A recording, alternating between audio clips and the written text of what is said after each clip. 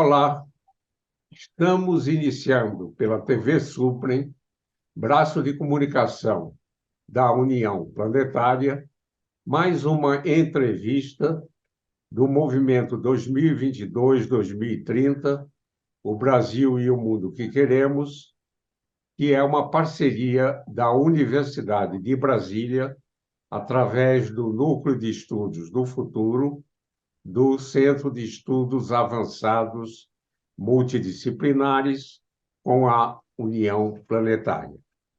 Hoje teremos o privilégio de conversar com o professor e psicólogo José Aparecido da Silva. Vamos revisitar a sua infância e juventude, sua formação básica e universitária e os caminhos que o levaram a ser uma importante figura na psicologia brasileira. O nosso convidado é graduado em psicologia pela Universidade de São Paulo e mestre e doutor e livre-docente por essa mesma universidade. Tem pós-doutorado em percepção e psicofísica na Universidade da Califórnia, em Santa Bárbara, nos Estados Unidos. Foi professor titular do Departamento de Psicologia da Faculdade de Filosofia, Ciências e Letras da Universidade de São Paulo, no campus de Ribeirão Preto. Foi professor visitante da Universidade de Hokkaido, no Japão, da Universidade de Padua, na Itália, na Universidade de Paris, 11 Orsay, na França, e na Universidade de Coimbra, em Portugal.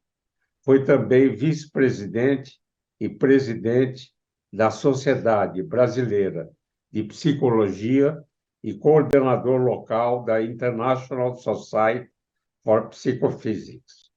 Tem experiência administrativa, tendo sido prefeito administrativo da Universidade de São Paulo, de Ribeirão Preto.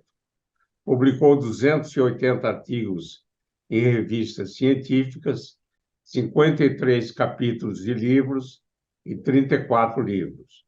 Orientou 26 teses de mestrado e 24 de doutorado. Recebeu prêmios e homenagens, dos quais destaco Who is Who in the World, Prêmio Emílio Mira e Lopes, da Fundação Getúlio Vargas, e membro da Academia de Letras e Artes de Ribeirão Preto. Atualmente é professor visitante do Instituto de Psicologia da Universidade de São Paulo. Muito obrigado, professor José Aparecido da Silva, por ter aceito ao nosso convite. Na minha primeira indagação, pediria para revisitar a sua infância e juventude, sua formação básica e universitária e os caminhos que o levaram a ser um professor e pesquisador importante na psicologia brasileira. Por favor. Professor Isaac Reutemann, realmente estou bastante feliz em estar aqui compartilhando com você, com seus amigos, com a Universidade de Brasília, e essa entrevista, e especialmente nesse primeiro momento, em falar da minha trajetória acadêmica.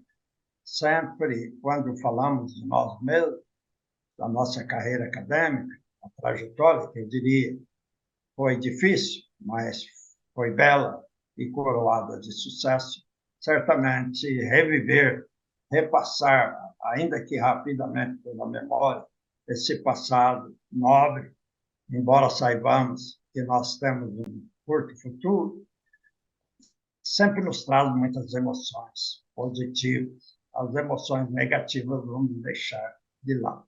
É uma satisfação imensa estar aqui com você e a sua equipe, talvez por 3 razões principais. A primeira delas é que posso rever, estive aqui no passado mais remoto, quando tinha poucos anos na algibeira, diria o Fernando Pessoa, quando você exercia o intenso e o profundo papel num dos decanatos, numa das pró-reitorias daquela época. Então, estivemos aqui a serviço da cátedra, do CNPq, não me lembro bem, e tive o prazer de conhecê-lo e ver o profundo trabalho que estava naquele tempo realizando.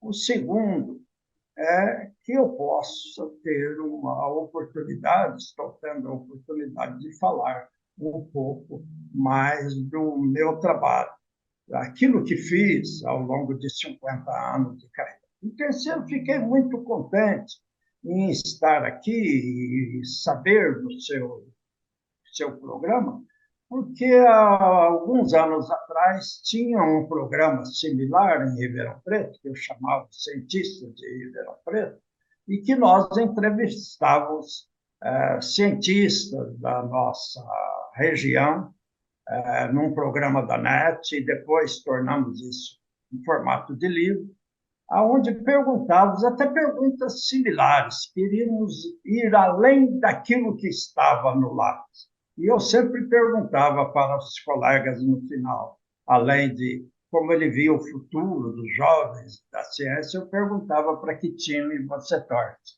Então, eu sempre falo para os meus colegas, eu sou corintiano, lamentavelmente sou corintiano, mas estamos aqui com alegria compartilhando.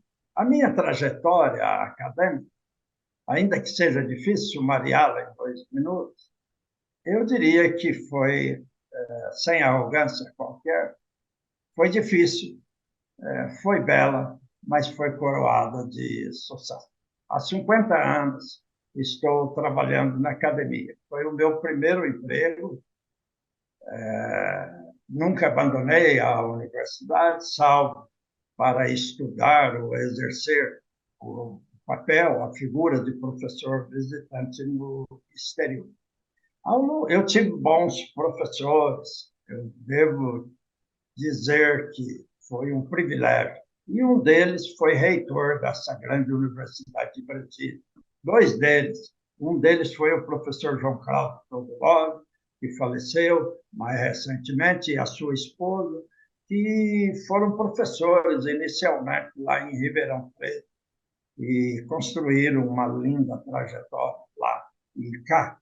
Eu fui professor desses 2 grandes, magníficos mestres que nós jamais poderemos esquecer.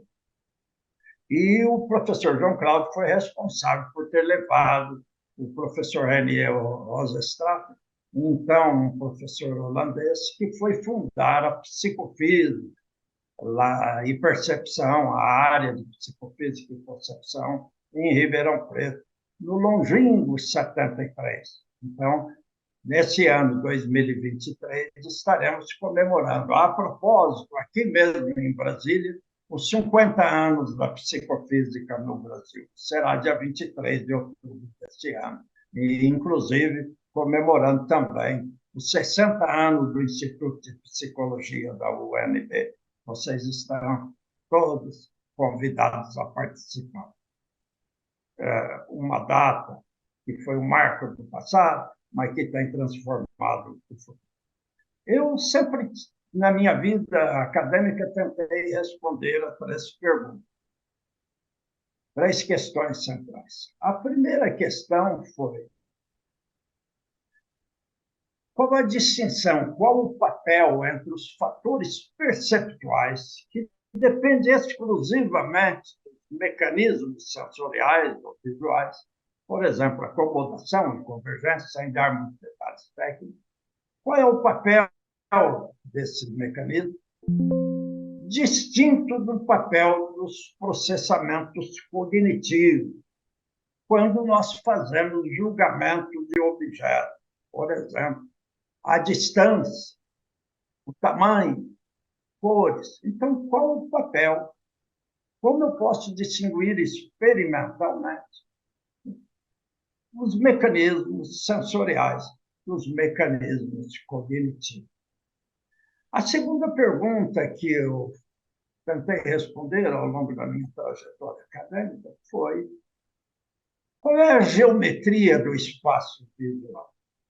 Nós sempre pensamos no formato da geometria euclidiana, mas pense quando nós estamos tentando fazer um triângulo numa bola, ou quando nós estamos pensando em fazer julgamento de distância, de grande distância, não da distância entre o professor Reutemann e a sua estante, os seus livros atrás. Mas imagine que o professor Reutemann está julgando a distância dele até o aeroporto, até a bela lua que estava ontem, saliente, que parece, em geral, grande e próxima, no horizonte se torna pequena quando ela se aproxima do céu.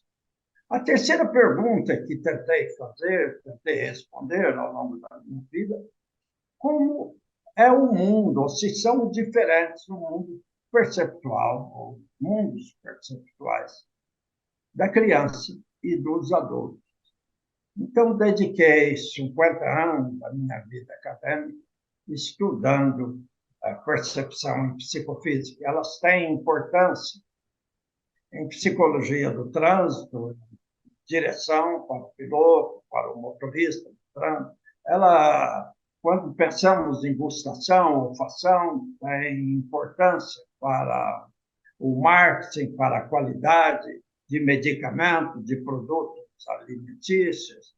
Ela tem importância para a reabilitação física, motora, visual, tem auditiva, uso de prótese, uso de óculos. Agora, pensamos na expansão dos nossos sistemas sensoriais em geral, principalmente o tato, principalmente visão, principalmente a audição.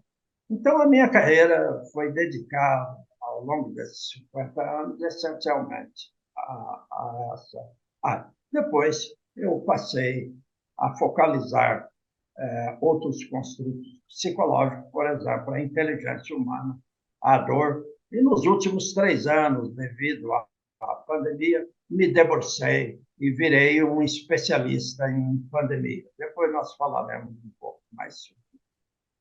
Muito bom. É interessante, né, que quando mencionou que é corintiano, né, Sim, eu sou santista, né, de coração senti. e nascimento também, né? Oh, que bom!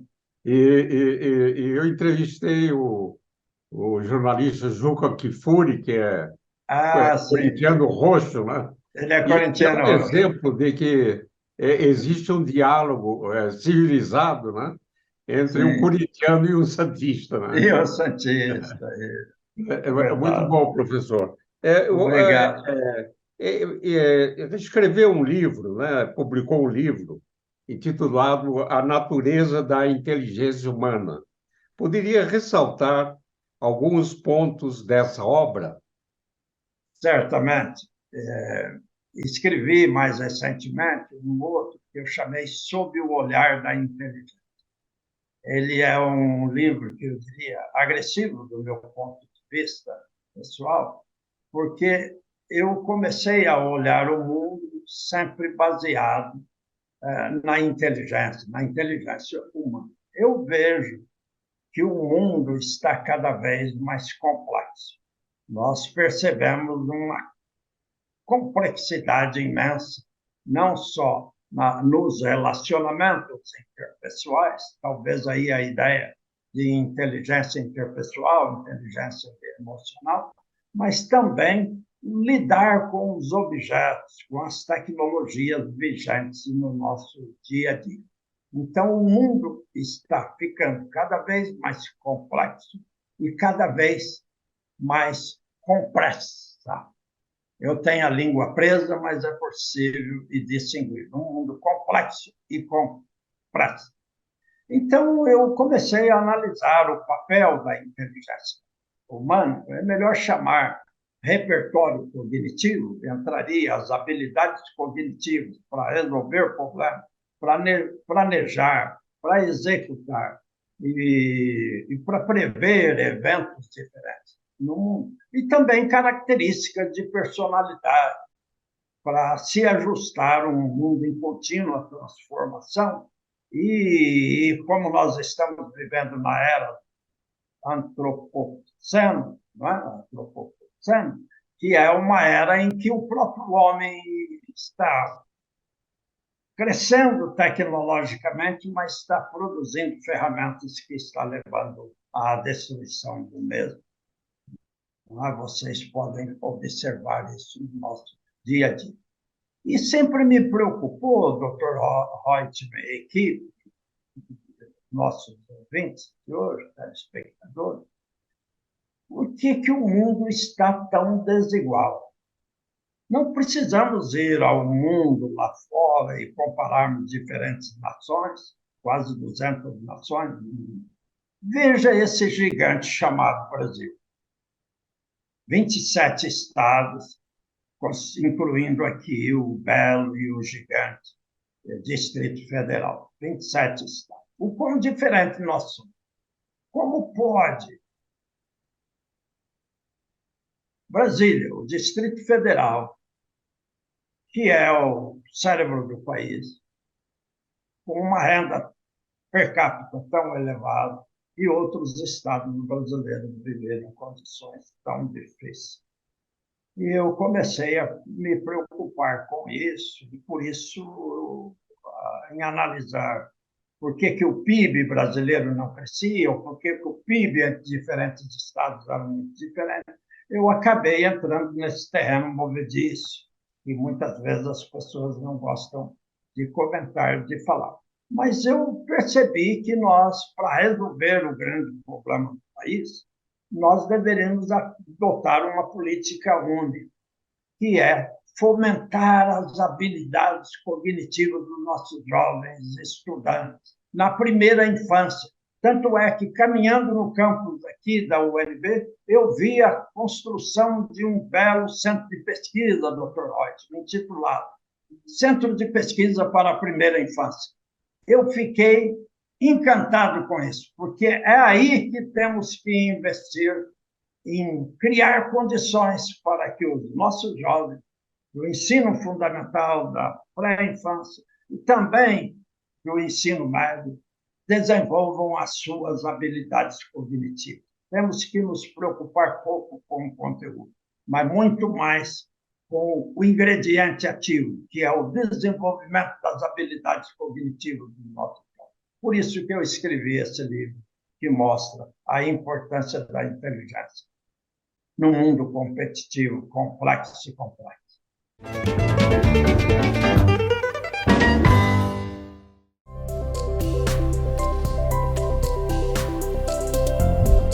TV Suprem. Para uma nova consciência, uma nova televisão.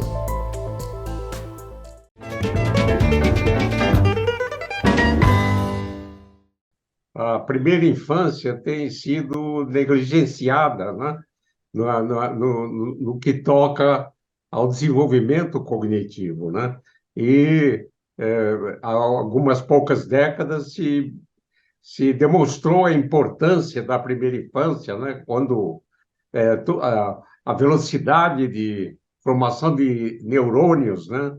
E a interconexão.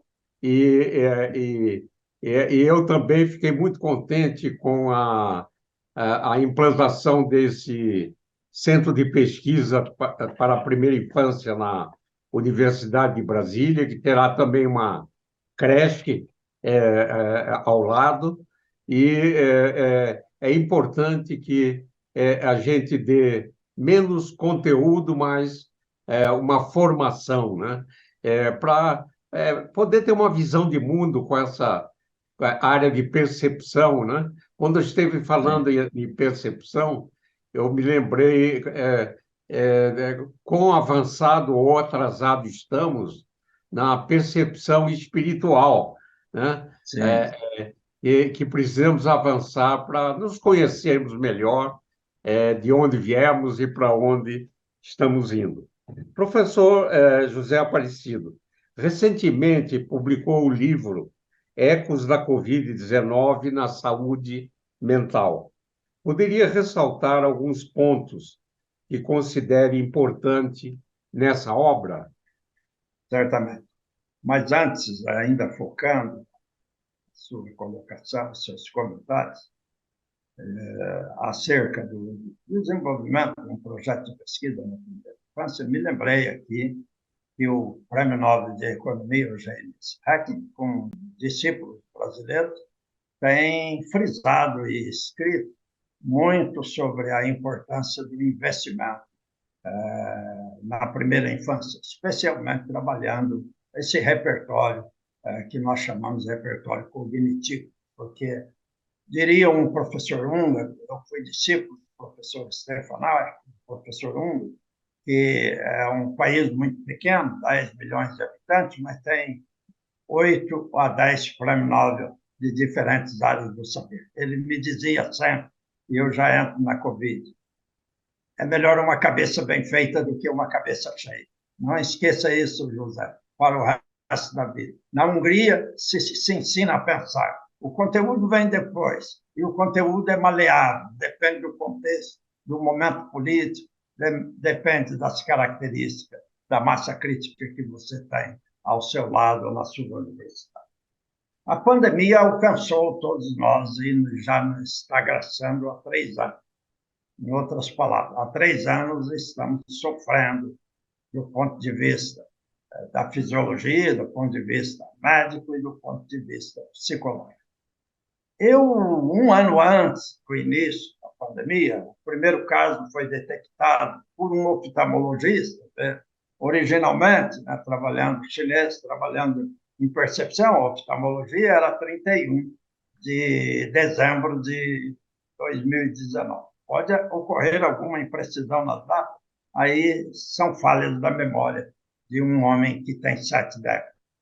Mas um ano antes eu estava preocupado, estudando as populações ribeirinhas desse gigante chamado Brasil, estudando como algumas doenças infecciosas perturbavam o desenvolvimento cognitivo, no caso do QI, e se era possível recuperar essas crianças. Por exemplo, contaminação com chumbo, com mercúrio nas populações ribeirinhas, e também diarreia, malária, dengue. Bem, eu estava muito interessado nisso, era antes da pandemia. E quando foi outubro de 2019, um colega chinês me mandou um livro do professor Steven Taylor, que é de British Columbia, que tinha acabado de lançar aquele livro, bem antes da pandemia, ninguém estava pensando na pandemia, dizendo, preparando-se para a próxima pandemia. Aí eu comecei a ler o livro, Olha, eu falei, puxa vida, que livro fantástico, Está faltando inserir aí o repertório cognitivo. Bem, 2 meses depois, todo mundo falando de pandemia, em março de 2020, a pandemia se tornou uma pandemia. Escrevemos muito isso e alcançou agora os 4 quadrantes do mundo. Não teve nenhum país que não tenha tido casos de infecções, ou inclusive morte. Então, eu entrei nesse domínio e comecei a investigar os efeitos comportamentais, sofri, ou as reações comportamentais, ansiedade, depressão, medo, ideação suicida e outras emoções mais positivas, como esperança, felicidade, bem-estar subjetivo, provocados pela pandemia ou o vírus. E coordenei um grupo internacional envolvendo brasileiros, alguns aqui da ULB, australianos, portugueses, ingleses, chineses, coreanos, e publicamos uma quantidade enorme de livros e artigos. Um deles foi um dos mais citados, até sem falsa modéstia, premiado pela Wiley, que considerou um dos mais citados ao longo dos 3 anos da pandemia, dedicado ao medo da pandemia. Esses livros eu tenho online, eu tenho em PDF, em e-book, posso enviar gratuitamente para aqueles que tiverem interesse, posso enviar e disponibilizar no site do professor Whiting.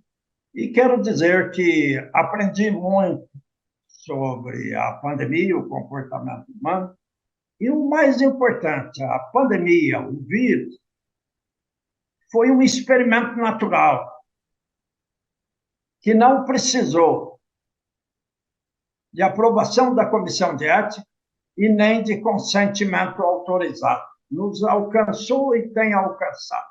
A próxima década deverá ser chamada a década da saúde mental, provocada pelas consequências da Covid-19. Vamos trabalhar em conjunto, cientistas, profissionais de saúde, professores, a comunidade, para que nunca neguemos a ciência. A ciência foi a grande vencedora ao longo do período pandêmico. Não só a ciência, mas a inteligência humana. Em 10 meses, nós conseguimos gerar vacinas e mais vacinas, com o espírito de que essas vacinas não são ditas mais de Sabin ou de Salk, individualizadas como era no passado. Agora são vacinas coletivas. Vacina do Butantan, vacina da Fiocruz, vacina de Oxford, vacina chinesa e assim por diante. É a inteligência coletiva em prol da sobrevivência e da preservação da espécie humana. Muito obrigado, professor. Estamos chegando, professor José Aparecido, ao final da nossa conversa, mas antes queria pedir que enviassem uma mensagem aos jovens que nos estão assistindo. É sempre um prazer falar com os. Aliás, essa é a função de nós educadores, de nós cientistas, que estamos sempre juntos. Primeiro, nunca negar a ciência. Eu diria isso, porque a ciência é como o ar que se respira. Quando ela faltar, a ciência faltar, o ar faltar, nós vamos sentir o quanto ela impacta a nossa vida. É fácil conviver com a ciência, porque ela é muito diversa, tem áreas variadas. Então, todos nós devemos nunca negar a ciência. Certa vez, o Brizola, que todos vocês sabem, foi um dos grandes políticos brasileiros, muito amigo do Darcy Ribeiro, que fundou esse campus, essa universidade, disse que educação não era gasto. Gasto a gente faz com a ignorância. Então, eu pediria aos jovens, tentam agregar uma aprendizagem, um desenvolvimento contínuo da inteligência, tentem se aprofundar no conhecimento e, o mais importante, tentem integrar sempre a inteligência com o conhecimento. Estão aí o segredo do crescimento econômico da nação e, por consequência, o bem-estar subjetivo, a felicidade de todos. Bela mensagem, professor José Aparecido, né? Gostaria de agradecer imensamente essa interessante e importante conversa. Gostaria de desejar uma feliz estada aqui entre nós, na Universidade de Brasília. Vamos aprender muito com a sua experiência, a sua dedicação e todos os acúmulos, né? Não só de conhecimento, mas de procedimentos, de costumes, no sentido de a gente buscar um bem-estar coletivo a todos os seres humanos. Afinal de contas, somos todos irmãos da mesma espécie. Então, professor, muito obrigado e gostaria de dizer que todos os programas do Movimento 2022-2030, o Brasil e o Mundo que Queremos, podem ser acessados no canal YouTube do canal Supre. Gostaria de agradecer imensamente a atenção de todas e todos que estiveram com a gente e voltaremos a nos encontrar em uma próxima oportunidade. Até lá. Obrigado.